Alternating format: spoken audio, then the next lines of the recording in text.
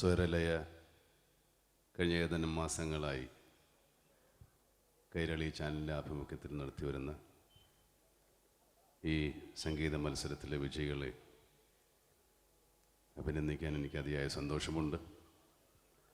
കൈരളി ചാനലിൻ്റെ ഒരു എളിയ ഉപഹാരമാണ് ഞാൻ ഈ കുരുന്ന പ്രതിഭകൾക്ക് നൽകിയിരിക്കുന്നത്.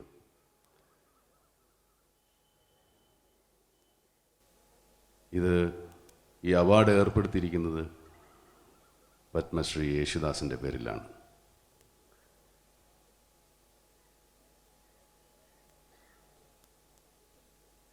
ദാസേട്ടനെ പറ്റി ഇപ്പോൾ അദ്ദേഹം നല്ല പാട്ടുകാരനാണ് എന്നൊക്കെ ഞാൻ പറഞ്ഞാൽ അവിവേകമായി പോവും. അതുകൊണ്ട് മഹാത്മാവേ,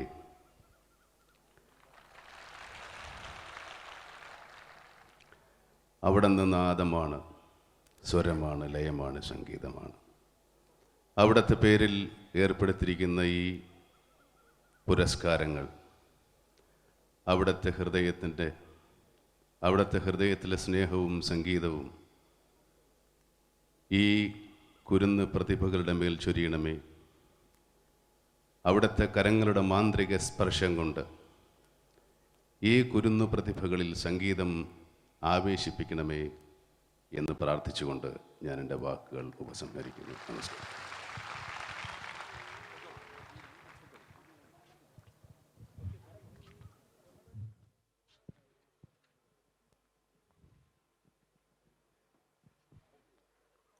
താങ്ക് യു സർ.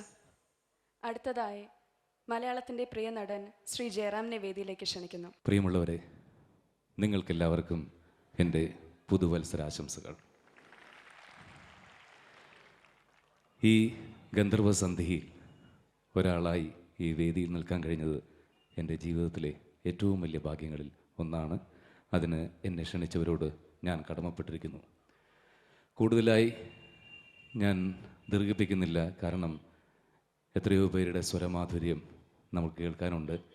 എന്നാലും ഒരു കാര്യത്തിൽ നമുക്ക് അഭിമാനിക്കാം. ദാസേട്ടൻ്റെ നാട്ടിൽ ജനിച്ചവരാണ് നമ്മൾ. അഭിമാനിക്കാം. ജയ് ഹിന്ദ്. പ്രിയമുള്ളവരെ, കലാസ്നേഹികളെ, നിങ്ങൾക്ക് ഏവർക്കും എൻ്റെ വിനീതമായ കൂപ്പുകൈ. ഈ വേദിയിൽ വന്ന് നിൽക്കാൻ കഴിഞ്ഞത് തന്നെ വലിയ ഭാഗ്യമായി ഞാൻ കരുതുന്നു. കാരണം ഇന്ത്യൻ സംഗീതത്തിലെ വിലമതിക്കാനാവാത്ത മുത്തുക്കൾ ഇവിടെ അണിനിരന്നിരിക്കുകയാണ്. പ്രിയപ്പെട്ട ദാസേട്ടൻ, ജയചന്ദ്രൻ സാർ, നമ്മളെയൊക്കെ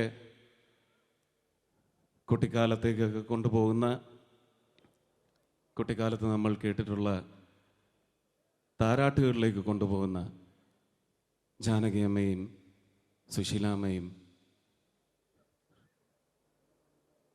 അങ്ങനെ ഒരുപാട് മുത്തുക്കൾ നിരന്നിരിക്കുന്ന ഈ വേദിയിൽ വന്ന് നിൽക്കാൻ കഴിഞ്ഞതും നിങ്ങളോട് സംസാരിക്കാൻ കഴിഞ്ഞതും വലിയ ഭാഗ്യമായി ഞാൻ കരുതുന്നു.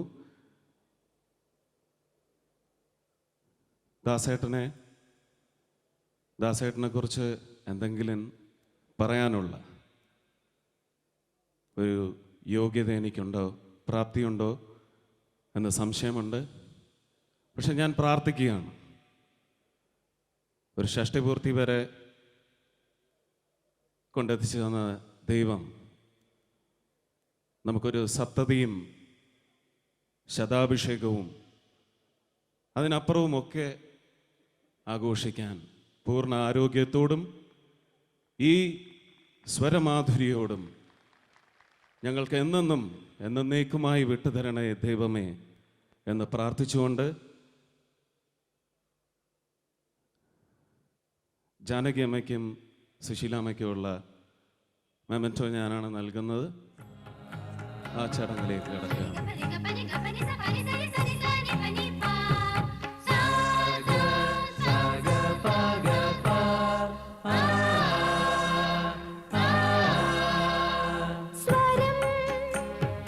സ്വരം സ്വരലയം